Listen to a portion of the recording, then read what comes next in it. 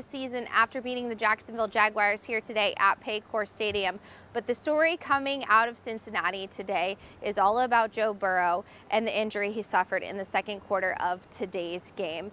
We saw Burrow leave the field unable to put any weight on his leg. He then got further evaluation during the game. The team came out and said it was a left toe injury, and he was declared out from returning to the game. Following the game, I saw Burrow in the locker room. He had a walking boot on his left leg and needed crutches. So he was seen leaving the locker room with that boot and crutches, and that is all of the information we have at this time. We had a chance to talk to Bengals head coach Zac Taylor following the game and asked for an update on Burrow, and he said he had no recent information and they're hoping to get more in the next 24 hours.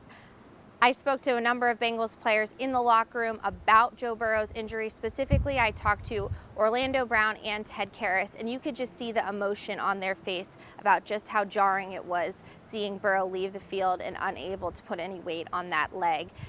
Brown said it's a sickening feeling watching that happen to your quarterback, specifically Joe Burrow, because everyone knows what he means to this team. And also for Ted Karras, he spoke about the responsibility that the offensive line feels and just how poor they played in the first half. So you could tell it was really hard for Ted Karras to really talk about what that injury did to the team. But the Bengals were able to overcome the adversity, and that was Jake Browning leading the team. They've seen him do it before, and they're hoping that if Burrow is going to miss a significant amount of time, they can still keep their season going with the momentum that they have with Browning leading the charge. All right, that is it for the most recent update on Joe Burrow. Be sure to keep it here at Cincinnati.com throughout the week, and we'll give you the latest on everything we know about Joe Burrow and the Bengals in their upcoming matchup against the Minnesota Vikings next week.